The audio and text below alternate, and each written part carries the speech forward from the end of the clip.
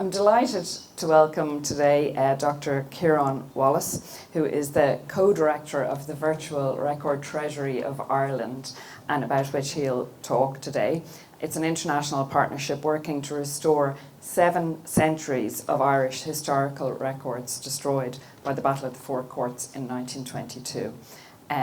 So just a bit about Ciarán. He returned to Dublin in 2016 at the start of the Virtual Treasury's work, and he has published on social history, urban history, archives, Irish political cartoons, which I think sounds very interesting.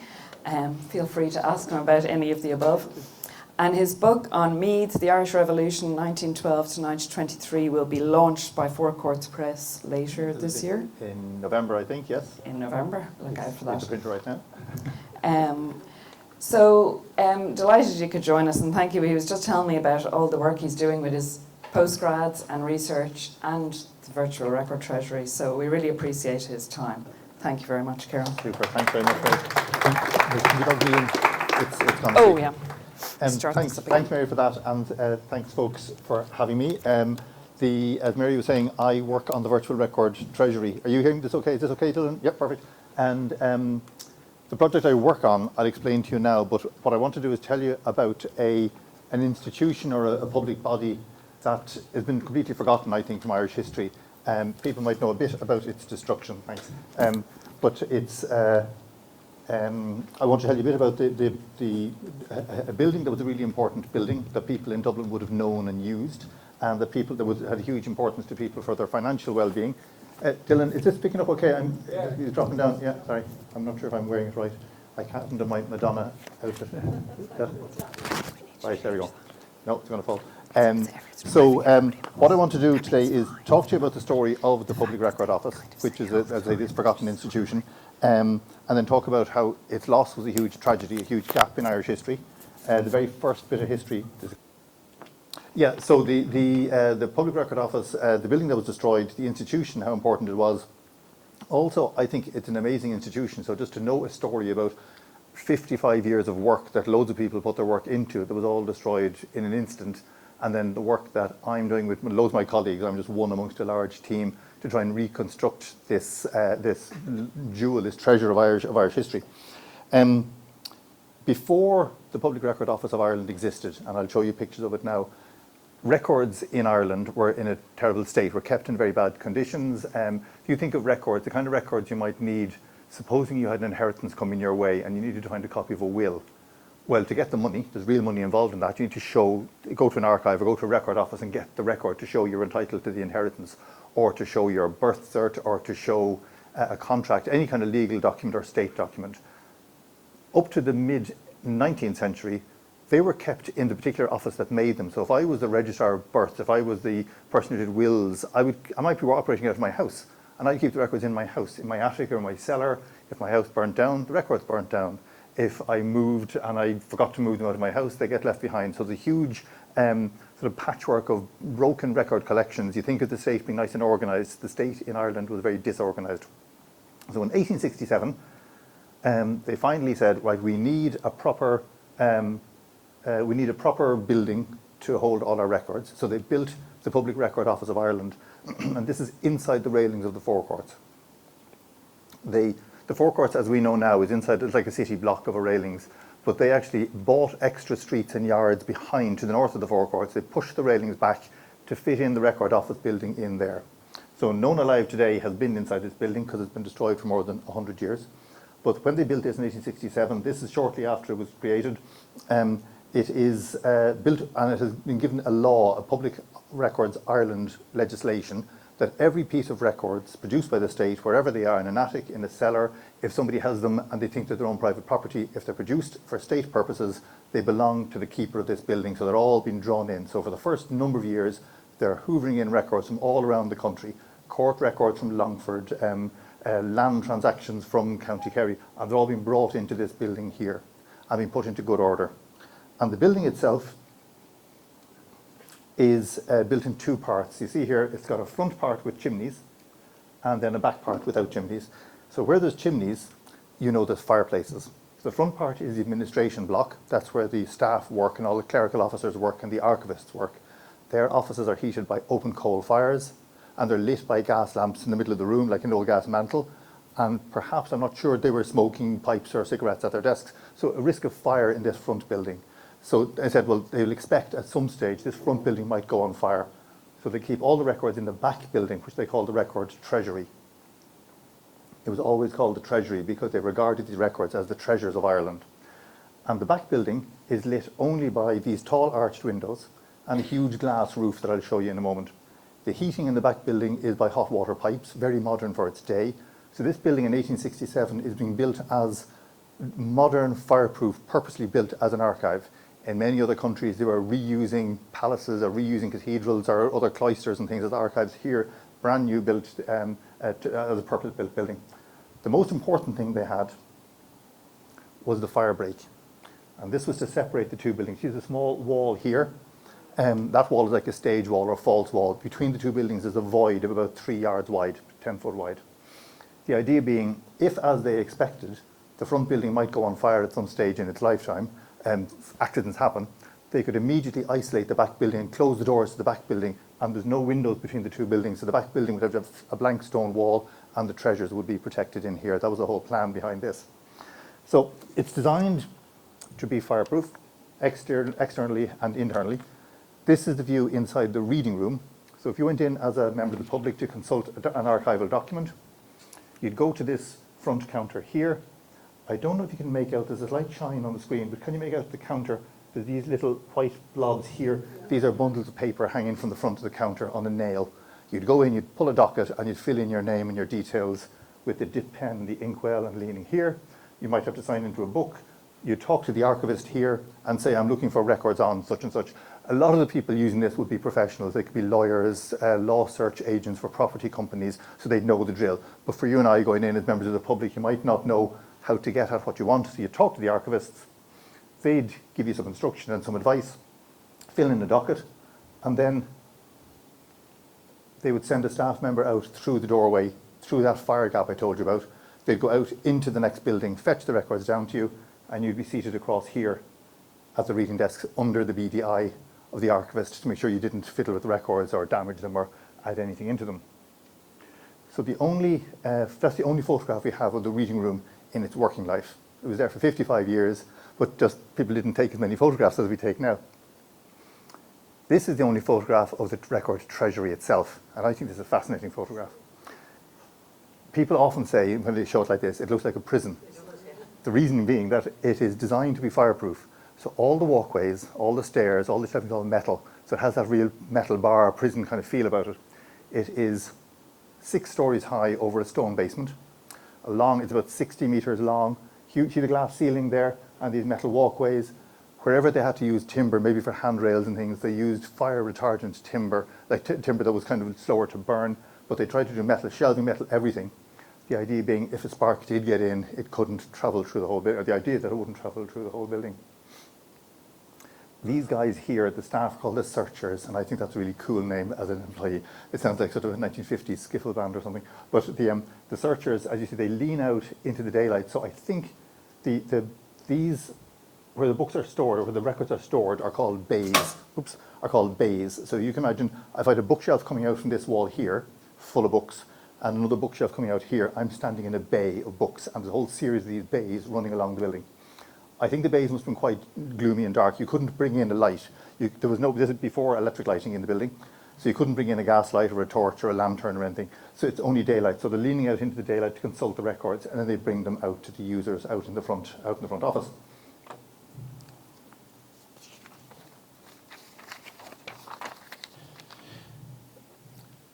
The work that they're doing in their 55 years is really, to call it grunt work is kind of unfair to it. It's really detailed work. It's really unglamorous work, but without this work, nothing else works. If an archivist doesn't do archivism, well, then we can't get at the records at all. Imagine I had a huge sack full, and sometimes they wear sacks full of records brought up from County Cork, and they've all the important land records I need to see about some important case.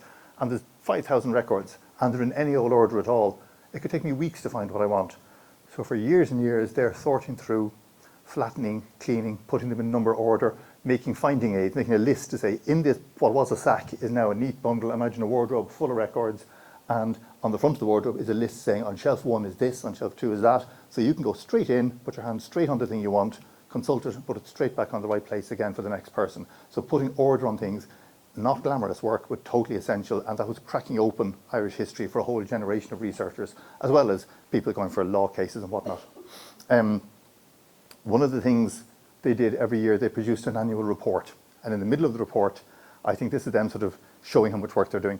In the middle of the report, they had this kind of schematic. So this is, imagine a graphic representation of a 6-story building divided into bays. So imagine you, like a doll's house, you've taken the building and cut it in 2, and you're looking at one side of it face on, and you can see this is floor 1, 2, 3, 4, 5, and bay A, B, C, D, E. And then each year they'd show the bays filling with more and more records. So from our point of view, we found this very sad because you can see all these lovely records going in and great work being done, and we know what the end of the story is, but it's watching their work is fascinating. The kind of records that they're putting in, so there's all sorts of records in this, state records that is, but ones that catch the eye straight away. County records for particular counties, law records, the census. So the pre-famine census, the census up to 1851. So census began in Ireland in 1821, well, a bit before that, but 1821 properly, 1831, 41, 51. The 1821 census, the first ever in the English-speaking world to record everybody in a house, not just the head of the house. So they counted everybody in the house.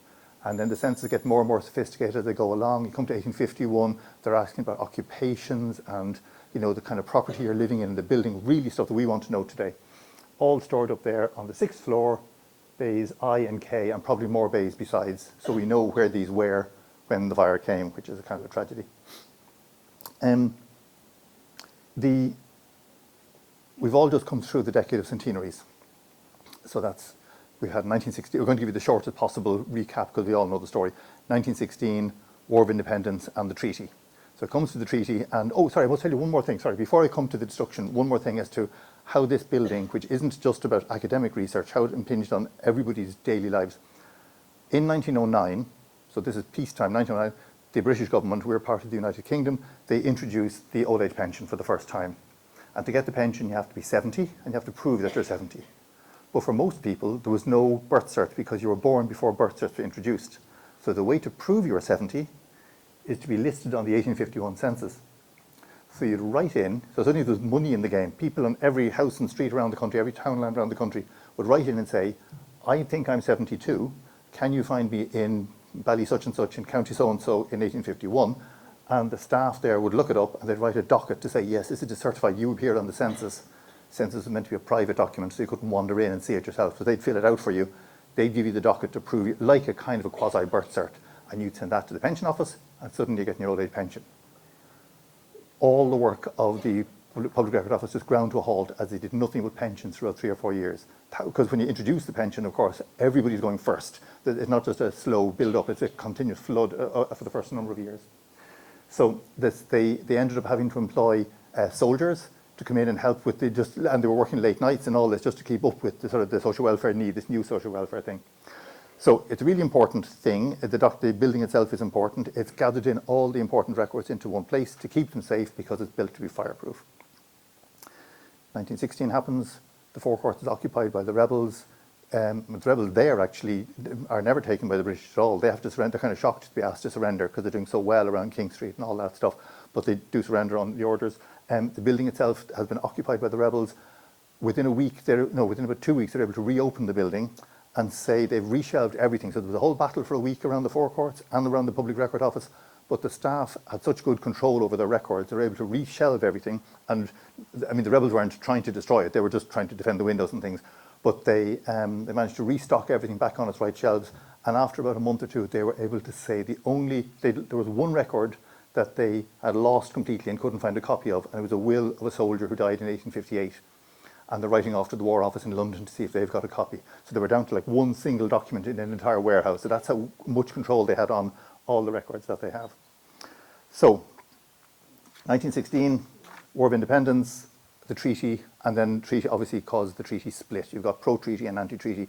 Pro-treaty become the Free State government and the National Army, anti-treaty forces become the anti-treaty IRA. They'd all been the IRA. They'd be split into pro and anti-treaty IRA.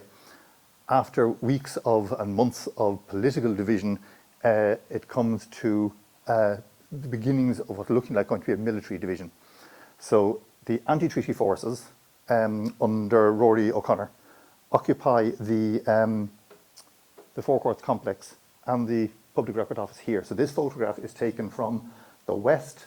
This is the River Liffey here, the dome of the Four Courts, and you're looking at southeast, but this is from the northwest. Let's say this is Church Street up along here, and the Lewis line and the Bridewell Guard Station is down here, and you can see the arch windows. This is the occupation of the Four Courts. It wasn't a case of occupy and then battle the next day. It went on for 10 weeks. It was slowly ramping up into a bad situation. So this is taken by a journalist, came over from Britain, hired an aircraft, flew up around, took aerial photographs, quite modern for its time. Perhaps the last photograph taken of the record office before, surprisingly few photographs of this building, considering how prominent it was in town. So Ernie O'Malley is in there as well. Rory O'Connor is the commander of the unit in there, and other people that we'll meet as we go through. Records are being used to barricade the windows. If you see here, that's one of the side windows, and you see it is stocked up with books and volumes as barricades. Now, I've got to say, if I firmly believed in the Republic and I was on a firm anti-treaty side, I wouldn't mind what I put in the windows to stop a bullet getting me. So you have to be a bit even-handed. People made decisions at the time for reasons that they made. But the public are walking by and seeing this. And the academic community and the historians and the legal community are seeing this.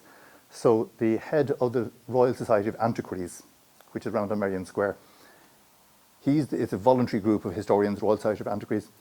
He has just retired as the boss of the Record Office. And in his retirement, he becomes president of the Royal Society of Antiquaries. And he watches the building he spent his career in suddenly occupied and in grave danger. So he writes to the commanders inside the Four Courts and the National Army Free State government outside and says, you do realise you've got Irish national history, the patrimony of the people sitting in there, pensions, all that sort of stuff. Both parties write back. De Valera writes back and Griffith writes back, other representatives write back and say, don't worry, we're cultured men, we know the importance of all this, every effort will be taken, officially, every effort will be taken, the records are perfectly safe. But of course, once the bullets start flying, no one knows where they're going to land. The 10-week occupation going on, some fascinating photographs these are in the Kilmainham Jail collection. So Kilmainham Jail has a small museum, and in it has an archival collection. These are from the Cooney O'Brien collection of photographs. These have come down through the family of the anti-treaty guys who occupied the building there. So we have here, this is Joe McHenry standing on the roof of the Four Courts, and I don't know, can you make out, behind his knees is the arch windows of the Record Office. I think that's the last photograph of the Record Office before it went up. So this is somewhere during the 10 weeks from April 1922 to June 1922. It's a 10-week occupation. Guys up on the barricade, sandbags up on the top. Kids playing outside. So local kids just playing soldiers.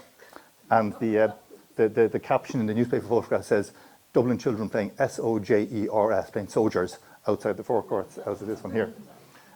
This photograph here really touched me. When I saw this photograph first, it was like this. The first copy I saw was like this. And then they showed me another copy with this. And this says Uncle Paddy and Daddy. And that's how close history is to us. Somebody owned this photograph, gave it and said, that's my daddy inside the Four Courts. I was explaining to Mary earlier on, I gave a talk like this in Cork about a year ago. And I was we don't blame who did what to destroy the thing, we're just recording the story. At the end of the talk, a man came up and said, you were very fair to my father. His father was Ernie O'Malley, who is one of the commanders. So we're that close to this history, it's really remarkable. And it is amazing, actually, that given what we know came out of that there is such an ability for people to come and listen and to talk and to be sort of respectful of each other's positions on it. But the 10-week occupation devolves into a shooting match eventually. 30th of June, 28th of June, the fighting begins. 30th of June, after 2 days of battle, the anti-treaty forces are, according to, this is Michael Fewer has written a brilliant book on the Battle of the Four Courts, and in Michael Fewer's book, they're trying to analyse how did the explosion and the fire happen. His estimation is, or his analysis is, that there was a huge underground store of weapons that the anti-treaty forces had, and the Free State or the National Army were coming in from the Church Street from the western side, and they managed to break in through the archive side of the premises. And in retreating, the anti-treaty force said, well, we can't carry all this ammunition with us, we'll destroy it rather than let the enemy get it. And when you destroy ammunition in a confined space, of course, you increase the power of it, and it blew up through the ground, through burning material. I mean, it destroyed half the building, but through burning material in amongst the records, and that's what led to all the destruction. But the blame game began immediately. They did it. If you hadn't fired at me, I wouldn't have fired. If you hadn't, so all that happened straight away. We don't get involved in that in our project. This is a photograph of the cloud of smoke. This is a photograph taken from the top of Collins Barracks, with the Royal Barracks up along the quays, while two sides of the Irish forces are battling it out in the forecourts. Perhaps 600 or 800 men in total fighting out either side of the forecourts in total. There's about 6,000 British troops in Dublin being told, sit on your hands, do not get involved. Just stay in your barracks, don't show your nose outside the door. So there's the Berkshire Rifles are down in the Royal Barracks, now Collins Barracks, and an officer takes these photographs from the roof looking up the river at the smoke. So it's really, I mean, it's a huge explosion. And then a different photographer, these I think from the National Library, under this from the Irish Architectural Archive, but you begin to see the extent of the destruction here. If you can make out two colours of smoke in the flame, in the smoke here, so there's the dark smoke, and then the white smoke here. The dark smoke seems to be the building of the forecourts, the actual timber of the forecourts, which is 18th century building going up in flames, and some records, and many records in the forecourts. But the white smoke, or the lighter coloured smoke, is the records of the record office going up. We've kind of figured that out from just the research we've been doing. Those photographs, that series there, came to us donated by the Royal Berkshire Regimental Museum in England. We asked them, we found these photographs, and they said, yes, you're very welcome to use them. So people are really generous with sharing the story now, 100 years later. This, I think, is the most dramatic photograph. This is an element of this was used in the famous book, The Singing Flame, Ernie O'Malley's memoir of the occupation, and of that part of his life. But it is this as a book cover, and it's such a dramatic. When I saw the book cover first, I thought it had been CGI'd in some way. I thought that somebody had made the cloud bigger, but actually that's the source photograph, and it is that size of cloud over the city. The explosion throws a huge mushroom cloud of records up into the air. The records land as far away as Howth Head. This part of the city must have been covered in records. There seems to be a westerly, northwesterly, what would you call that? Yeah, westerly, southwesterly wind. So the records are found fluttering from the sky on Howth Head. Records are found across the city. Presumably tons went out into Dublin Bay if they're going as far as Howth Head. And the destruction is pretty comprehensive. This is the portico, the forecourts, and holes in the walls, the flag still flying, and the fire then takes hold. In the course of a single afternoon, 700 years of Irish history has really gone up at that stage in the battle. This is a photograph which this has not been, again, CGI'd. This is taken from, there's a church, Adams and Eve's church, and the monastery house associated with it straight across the river. Franciscans? Are they Franciscans? I can't remember. Yeah. So one of the brothers or friars in the monastery there was an amateur photographer, and he developed his own photographs, and he got the chemical mixture wrong. He's accidentally producing this red colour, but it's very dramatic. So this isn't colorized for effect. This is in Trinity's own library, and this is just an example of sort of all accidental things, but the sense of just inferno is tremendous there. But the destruction is pretty comprehensive. So that's that same building we've been looking at, and that's it the next day. Heaps of rubble.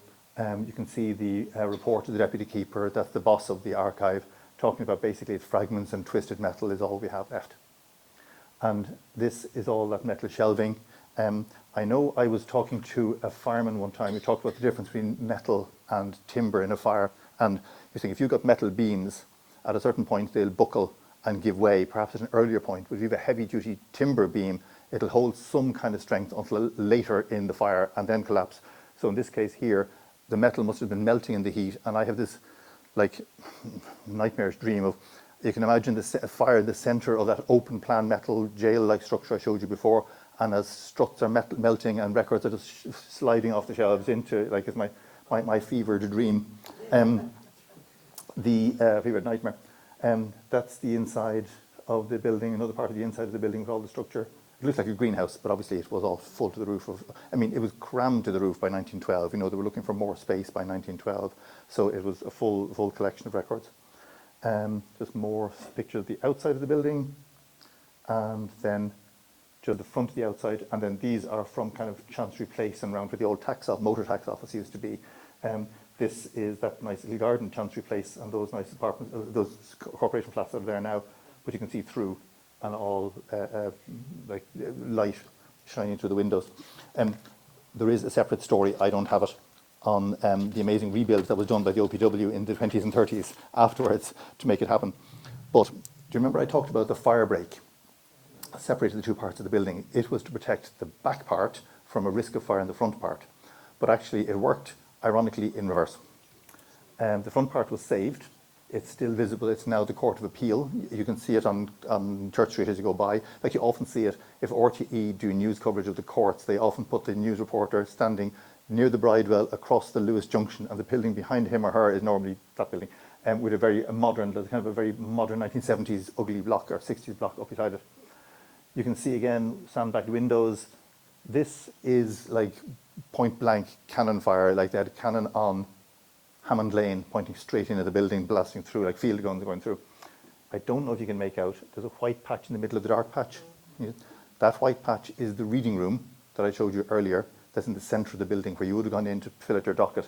That's the light coming down to the ceiling, and inside you're looking through. It's gone through an outer wall, an inner office, an inner wall, and into the reading room. And that's the reading room after the battle. This is a National Army Free State soldier. This is kind of where the archivists were sitting. The last photograph, the counter was kind of here, and the photograph was taken from my position. This is those two archivists were sitting there behind the counter. This is behind the counter. Here you have a strong room door. So if you go to an archive and you call up a record and you say, I'll be back in the morning, I'm not finished, can I hold it out? They don't send it back to the shelves. They keep it in overnight storage, which is like a huge safe. Records that were kept in the safe survived the fire perfectly. There's a subset of records out of the millions that were destroyed, this tiny fragment, that are perfect because they were kept in the safe for the 10 weeks of the occupation and were taken out afterwards and were fine. This thing here is a milling machine for making munitions, for making, grinding, I don't know what chemicals, to make mines and grenades for part of the battle. So this is it, and it was hooked up to the electric system between the bullet marks on the wall and so forth. So remarkable. So that's all the bad news, right? Let's start some good news. People picking up records off the street. The recovery effort began pretty much immediately. The attempts began immediately. We used to call this the saddest man in the world because he's standing in the ruins of his own career. But I think, in fact, it is a bit hopeful because they're actually looking at things and saying, what could this be? What can we do with this? There's only a fragment. What do you do with a fragment? The archivists and the staff in the record office spent about a year in the rubble trying to pluck out fragments and bits and burnt and charred things, some of which I'll show you in a moment. They did manage to pull out an amount, a couple of hundred items out of tens of thousands, but still every one of those is really, really precious. But in about 2016, with the centenary of the fire in view, a small project began in Trinity called Beyond 2022, and our idea was to find any bits and pieces of copies that might be able to put into a website or a web page nearly for 2022, quite a small scale thing. It began as 6 weeks work. I got 6 weeks pay out of that. And then others joined us, and the more we looked, the more we found. And I'll explain how you can find stuff from a burnt archive, but we began to find replacement records, things which fill the gaps in what was burnt on the shelf before. So how do you, we buddied up with the state archives in Dublin, London and Belfast, with the Irish Manuscripts Commission, which was set up after the fire to try and preserve what other records remained in Ireland, and Trinity Library. And then we began to go to libraries and archives around the country and around Britain, around Europe and around the world and say, would you have any records that might relate to the burnt records from Dublin?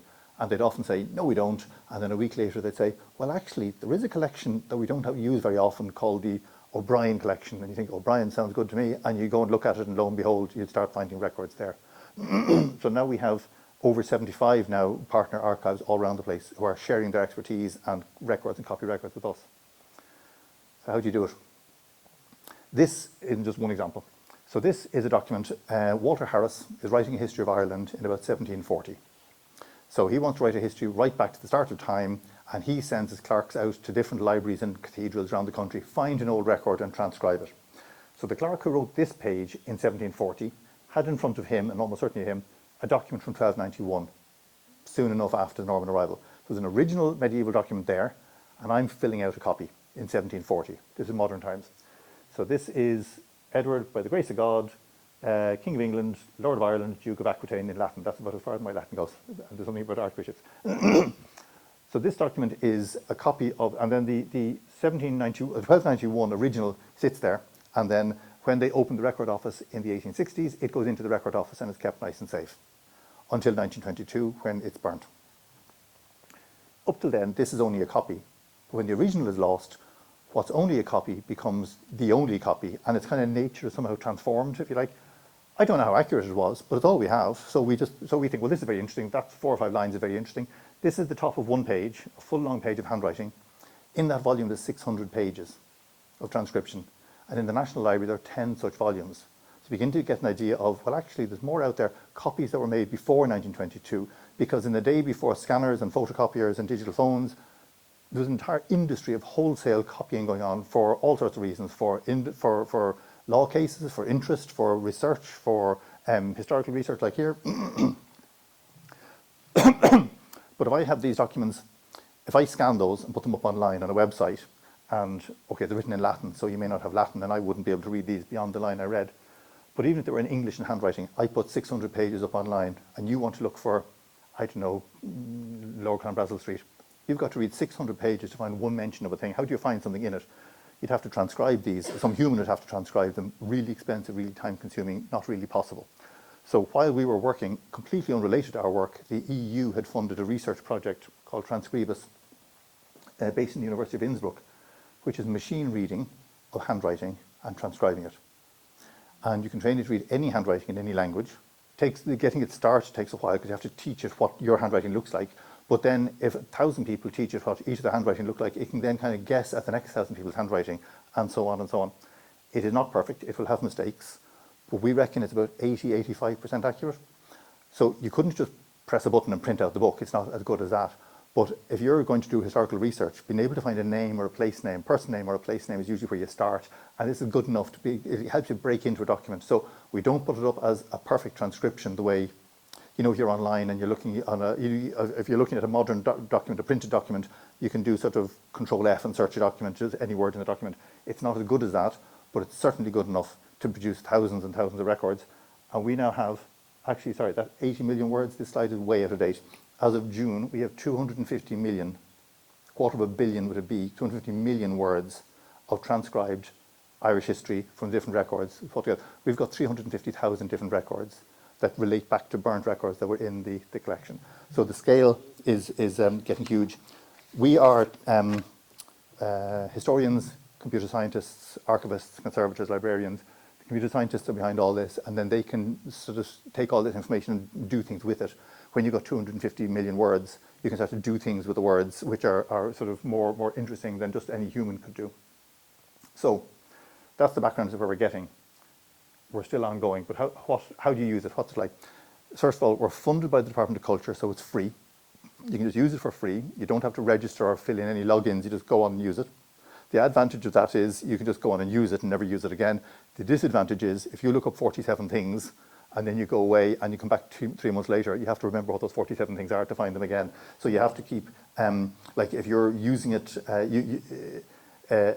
we don't keep any detail as to who's using it. So if you're using it, you have to jot down or cut and paste records that you're using if you're building up like a bit of history research. But we want to make it as accessible as possible, and we're trying to improve it all the time. It's a complicated system behind the scenes, and it's a complicated thing with 70 different archives, and the public do find, and I find it complicated to use, so we're trying to make it easier and easier all the time, and I'll explain that at the end. So I'm going to give you some examples of how we use it. So as it happens, I come from Finglas originally, so if I go onto the website and I just type in Finglas, this is the recording here, it will search for Finglas and give me all the results for Finglas here, and you get thumbnail results. Some have information or just about the document, and some have a copy of a document. So some have just data and some have actual images. So I scroll down here to one document here, which is from the Irish Management Commission. It is a will. It's a printed copy of a will by Mr. John Heath of Finglas. And I look at the document here, scroll down the page to the actual document. I can zoom in and out on this, but I can also search it. And if I go to the little magnifying glass and retype my word Finglas, it'll search through the hundreds of pages in the document to find any mention of the word Finglas. So you do one search to find the document and a second search inside the document to find the word. And in this case here, you see Mr. John Heath wants to be buried in Finglas. He's leaving money for his rent charge to Elizabeth St. Ledger on condition that she be bred up and continue a Protestant. So he's been keen that his daughter or niece remains a Protestant. He leaves his rarities and shells of foreign stones to Trinity College. I'm sure they're delighted. And then he left £10 to fund a £10 toward the public well and a clock in the town of Finglas.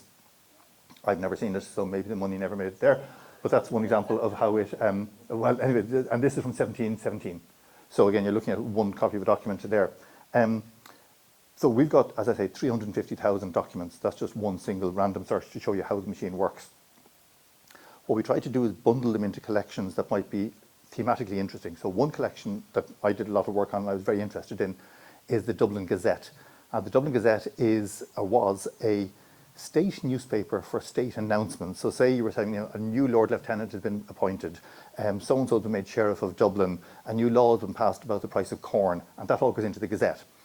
And the Gazette is running through the 1750s and 60s and into the 1800s. But in the 1750s and 60s, up to 1750 to 1800, the Gazette front page is boring official government stuff, and the back 3 pages are local gossip of all sorts, and accounts of court cases and riots on the street and all sorts of things.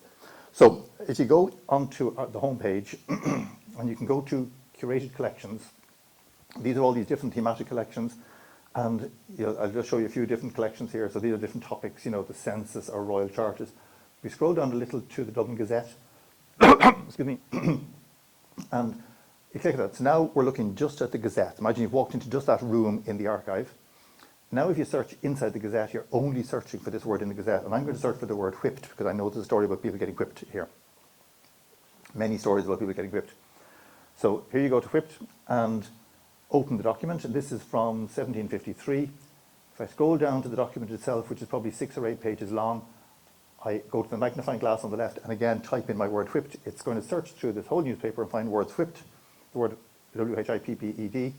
And up it comes with a story about, highlighted here, just zoom in and make it hopefully readable from your seats. So 2 chairmen, these are like taxi men who carry sedan chairs, those chairs generally get picked up in. They're being whipped through the streets for rioting because they abused their fare. They had a row with their client, and so the sheriff was called, and the sheriff said, right, you guys have been sentenced to be whipped. So they might have thrown you in prison just for a night, but the punishment is that you'll be whipped down the street. And then somebody here made a run for it, and then they caught him again, and they whipped him through. And then he was given quite, he went through the tail of the cart, and he was whipped in a way that wouldn't even hurt him. So whoever was doing the whipping obviously didn't want to do it too hard. And then the further stories down below of even women getting whipped for thieving. So like the idea of, like we think of prisons and all sorts of imprisonment and stuff, but in those days prison wasn't necessarily the thing, but whipping was a way of sort of sorting out your your grievances. If I do a search here for the word Baggot, so Baggot Street and Baggot Rath and all with this kind of area. So I go do a search for Baggot. I've done a search for Baggot, and I've got a couple of hundred hits for the word Baggot. But I can now ask for show me maps. If there's a filter on the left saying just show me maps. Interestingly, in Dublin you get maps and drawings, and I explain that at the end why that. So here's some maps, but there's all these great drawings from the Wide Streets Commissioner. So it's maps, includes maps and drawings, and this is an architect's drawing of the front of a house on Baggot Street that they intend to build on Baggot Street. Couldn't tell you if it was actually built, but I think they're lovely, very satisfying drawings. You kind of drawn into the doors and windows.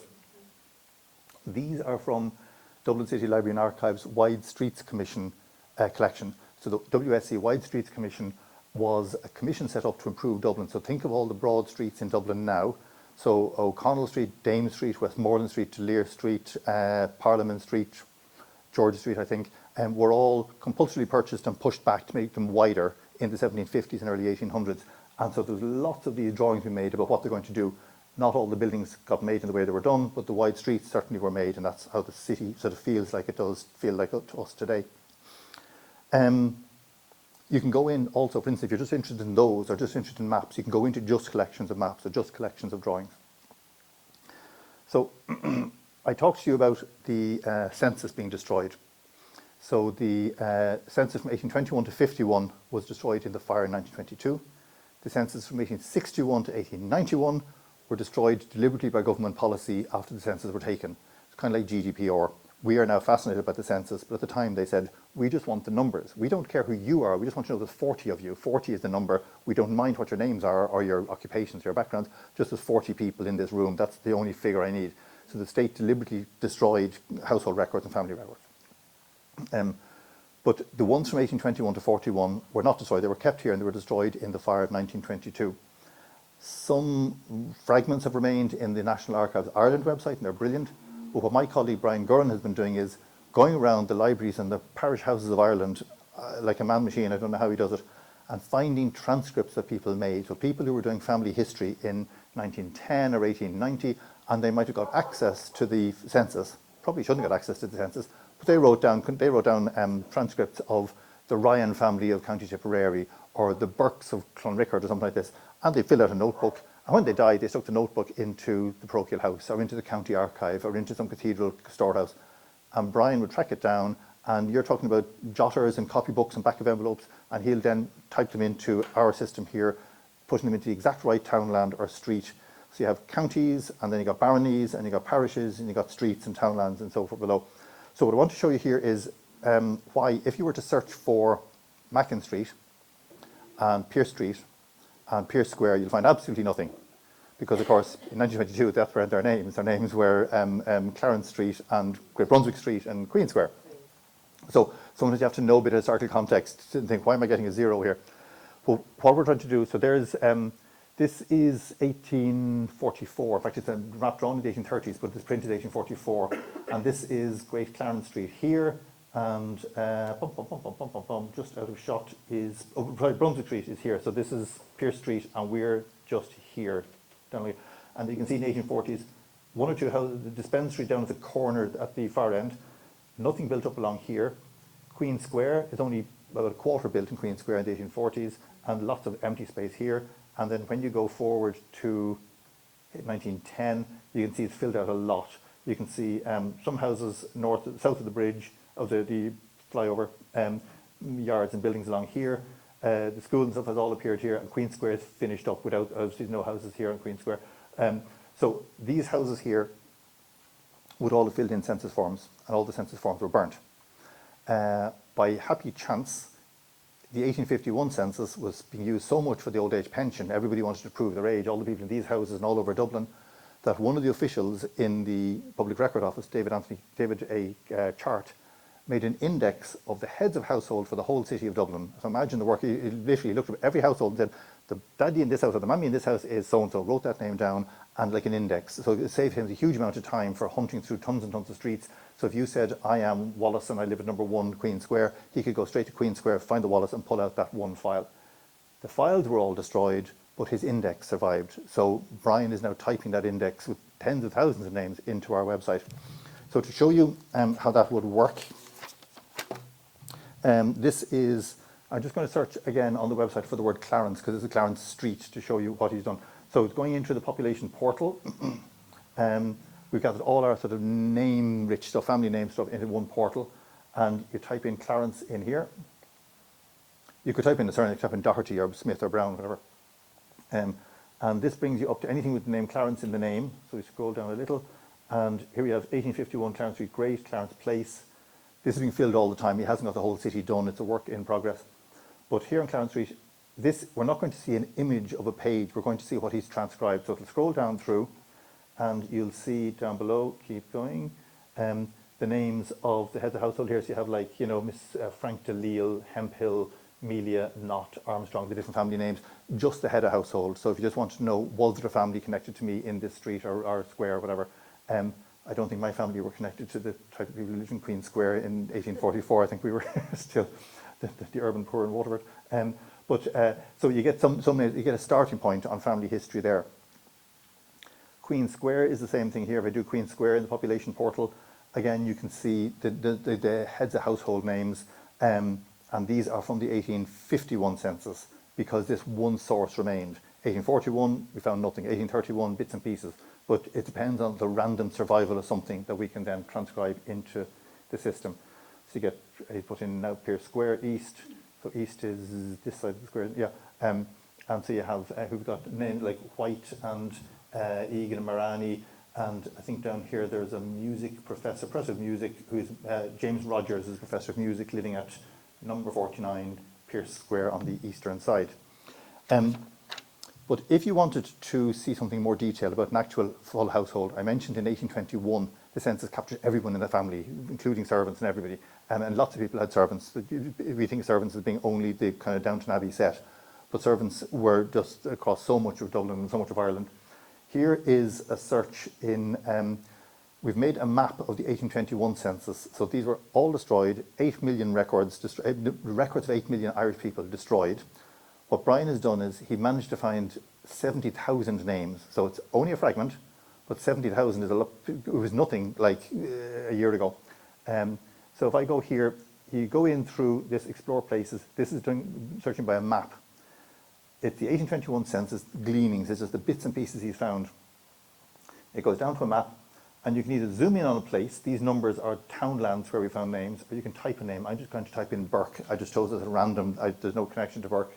And the Burke name appears lots of places around the country, but there's 2 Burkes down in Waterford, and this townland here comes up, and there's a townland of Crook, and there's a Burke, somebody called Burke living in 1821 in the townland of Crook.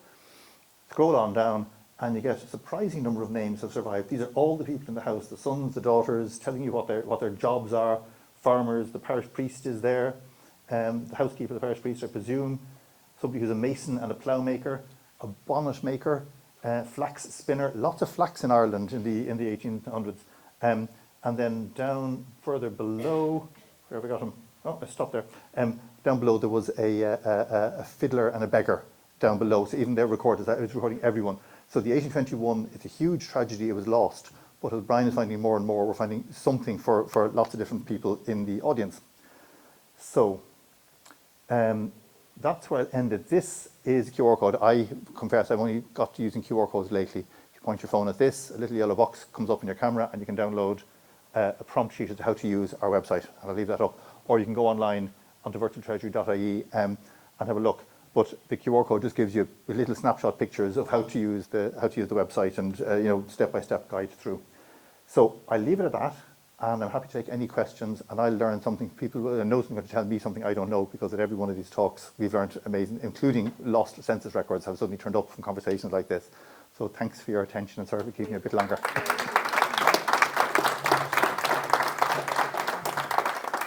Thank you. Sorry. I started doing a family tree on the heritage site. But I didn't like it because they were just kind of looking for money and all that sort of thing off it. Can I do it on that? You can do the research on this. Sorry, should I have this for you? You can do the research on this, but you'd have to sort of open a document and drop the information in. So you can't build it. You know the way on the paid sites, you can build a little tree and add on a person here and go backwards. That's what you're paying for. You're paying for that convenience, really, plus the records that they have. But you can find records here. You can find records on irishgenealogy.ie for free. Amazing stuff on Irish genealogy. Again, state-funded, free to use, birth, marriage and death certs. The birth certs and marriage certs were never lost in this building. They weren't in this building to be lost. So they're on. But if you're building a tree, really, I'm constantly trying to do trees, and it's complicated if you don't have the nice machine to do it. So the subscription is kind of, you're buying that convenience. We don't have any dealings with them. We're not in touch with them. You could take records from our website and drop them into, like if you have the document, just drop it in, this is who Granny is, this is who Granny's husband was, this is who Granny's mother was, and just make a long document. But you can't build the pictorial tree from our website. Right. No. Is it only for, in Ireland, it's for nowhere else? When you say for, it's records that came from Ireland, but about half the people who use it don't live in Ireland. We're learning this. So, for instance, as a thing we're going to be putting on later, maybe about 2 months' time, about a group of 40 women from Roscommon in the 1840s during the famine, who were either transported or were given opportunity to go to Australia. So we expect a flurry of Australian interest will now come back from this. So if you have a connection to Ireland, you might find something here. But people outside Ireland can use it because it's on the global web. Thank you. Thanks. You mentioned that, Brian, are there many people employed now in Trinity looking after this, or is the funding going to continue? The funding is done in cycles. We're Department of Culture, so we're waiting for a confirmation of the next cycle of funding. So if you know anyone in culture, tell them we're brilliant. The music is good, but you can never tell the government. We're at the whim of the government, and it's taxpayers' money. I mean, it's all. That's why it's there. So it's up to them to decide what's good value. There's currently, I'd say, between historians and computer scientists, full time, there's probably 8 of us, and then we have others who join us part time, or who might be for a stint of like 2 or 3 months on a project and they finish, that sort of thing. But lots and lots of, like, the partner archives and libraries are essential. We're like a network, and pulling in information and knowledge from other partner archives and network that we don't pay for. They just contribute it. At another one of our talks on heritage and DNA and all that Oh, jazz, yeah. we learned that one area that's very useful in tracing people are church records. And that's more or less in recent years. Yeah, yeah. And particularly in St. Andrew's Church, there's many records, because every child born in Holles Street was baptised in St. Andrew's. But were church records of any benefit to this compiling of the lost ones? They were. It's a complicated, the church thing is really interesting. Funny you should just mention St. Andrew's Church, because I was just helping a friend trace back his mother's grandparents' people, and St. Andrew's Church comes up so often in it, and the story of the midwife coming around from the hospital with babies in her pocket. I don't know how true that is, but and being done within minutes of being born. But the church records, so Catholic church records were never in this building, because the Catholic Church was never a part. In fact, it was obviously for many centuries seen as being nearly an enemy of the state. Church of Ireland records were in this building, because the Church of Ireland up to 1869 was like a Department of State. It was the established church. And the Church of Ireland has very good records on births and marriages, sometimes burial records. There was an interesting thing, when they opened the building in 1869, they then said, so all these buildings, so all records have to come in, including records from every local Protestant church, and much bigger Protestant community in Ireland, Church of Ireland community at the time. And so suddenly, if you're like a Church of Ireland parishioner in Sligo, all your births and parish records are suddenly sent up to Dublin. You need to get something for your daughter for a certificate, for something like that. You have to go right to Dublin. So it was really stupid, and the vicars are writing in saying, you've taken all the local records up to Dublin. And so the head office said, well, you can have your records back, we'll send them back down if you can prove that you have a safe that's fireproof. And they said, well, sure, we're a parish in Sligo, we don't have a safe that's fireproof. So the OPW had to go and install a safe all around the place, and the records went back out to the local places, most of them. Some burnt in the fire, but the great majority went back out to the local parishes. And so you'll see records in parishes that are stamped into the record office and then out of the record office when they were in for a couple of years, and they changed the law to allow them to go back out. And the vicars became kind of like appointed record holders with a fireproof safe.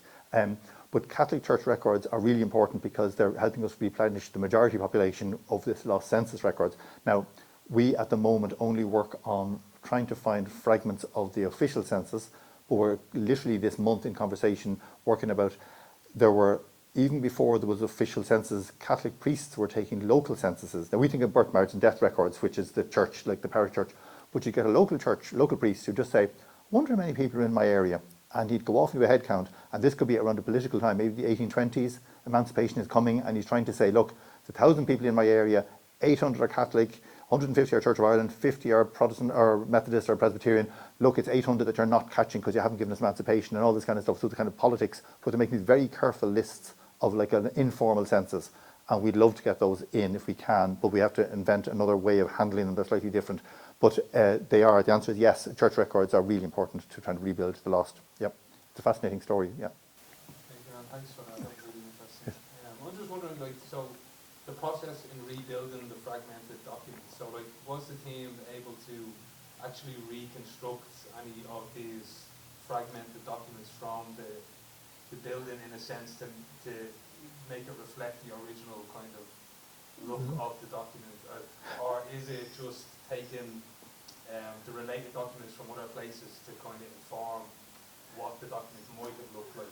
So it's a bit from one and a bit of the other. Our ambition was to say, can you reconstruct the visual look of both of the building and of the shelves?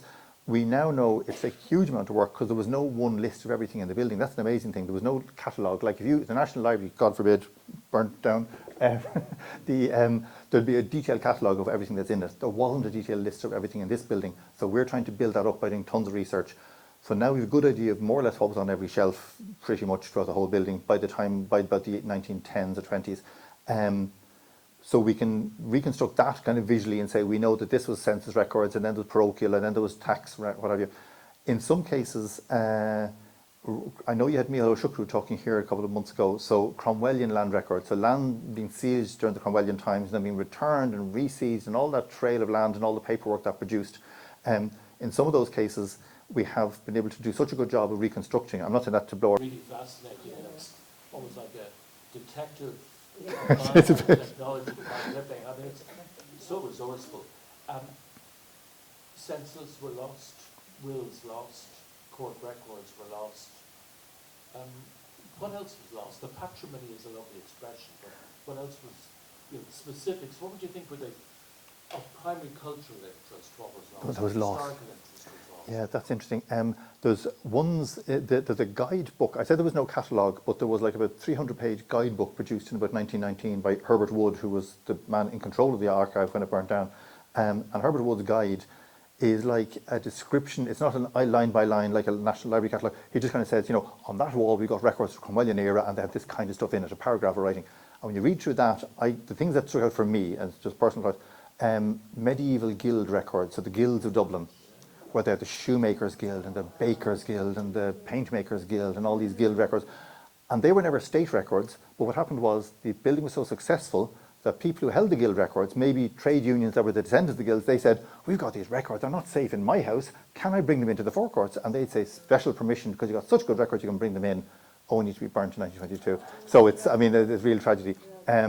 One other one that, I'm trying to think, so that was the guild records, there were lots of maps and things that were lost. And you think of maps being there's lots of copies of maps, but the hand-drawn maps were lost. And there was an interesting question asked in the 1890s, was there any Irish language in the archive? But of course, it was the English archive of the English government in Ireland, so it was going to be written in English. But Gaelic scholars said, is there any Irish records there? And at the time they did a hunt, and they came up with 5 documents, literally 5 records out of millions that had Irish, and they printed them, and they printed them in English and in Shanticlo in Old Irish text in their annual report in full. So they've survived that way. But I have this feeling that there was more about the Gaelic-English encounter there. There was because it was taking in all that early modern period that Michal would have been talking about, where you have like Gaelic chieftains and Gaelic landowners and people, like one society that's losing all its land and control, and they must be signing or doing something, and others are taking over the control, and that normally produces paper. So that transition from kind of a Gaelic-run society to an English-run society, I think that moment of transition is probably, I'd be... That sort of period, yeah, exactly so. Now, if there's land attached, the land just produces records. If there's one capital word in the whole thing, it's land. No surprise, Ireland and land. But land just, which is why if you're searching for family history, just make back to poor old me, my family never had a stick of land in their lives. Very hard to find family who never had any land, even like a quarter acre. But if you had land attached to your name, just the land record just seem to persist because there's some kind of record in different places, and if one burns down, another will survive. But I think that transition from Gaelic to English, I think that period would be, if I could walk back into the room now and see it before 22, I'd love to see what survived of that. Yeah, that'd be it. Yeah. Would there not be copies of all of that in the UK? Would be copies in just the copies in the UK. We've got lots and lots of copies in the UK, and but it's hit and miss. So not everything that was produced in Ireland went to the UK, but some strands of information did. Like there was a medieval. Corruption case where the chief tax collector in Ireland in the 1200s was on the make and was ripping off the Crown ad money. And the Crown found out about this, and I don't know what they did to him. He was Archbishop Bickner, and so the Archbishop was the senior money man. So they said from here onwards, from about 1320 onwards, I think, I'm not a medievalist, so around that time, from here onwards, when you do your tax accounts in Dublin, you must send a direct copy made on the day to London. All the Dublin ones were burnt, all the London ones survived for about 200 years, 180 years. And so we're putting all of these online as well. But then other strands of records, copies weren't made and never went to London. So it's a very hit and miss. The Cromwellian stuff is, so we did a lot of Cromwellian stuff, so that has, a lot of the Cromwellian land records have. But I think there must have been lots of the Gaelic stuff that didn't survive, I think. Sorry. Just wondering about the importance of the documents going to the Custom House. Yes, yeah. So the Custom House records. So the Custom House, this fire was June 1922. In May 1921, the Custom House was burnt down. And the Custom House had, while it was never designed as an archive, it was a really central civil service office. It had particularly the biggest branch in the Custom House, burnt down by the IRA as part of the War of Independence. Huge, spectacular, as De Valera would have wanted to be in the middle of town. But the IRA lost loads and loads of men, both killed and captured in that raid, so it was very costly from a campaign point of view. But the records that were burnt were the Local Government Board of Ireland records, so the LGB records. So every county council in Ireland and urban district council was sending in its monthly returns and its weekly returns and its complaints up to Dublin, and they went to the Custom House. They were all burnt. My PhD was on local government, so I weep every time I think of what I couldn't study, or maybe I'm delighted because I would have still be doing it. And there's some revenue records, and then fascinatingly, there were some records of a Department of Education in the Custom House, which were baled and batched up and on pallets, ready to go to newly formed Northern Ireland, because Northern Ireland needed the 6 counties worth of education records. Who's a teacher? What's the funding for schools for the 6 counties?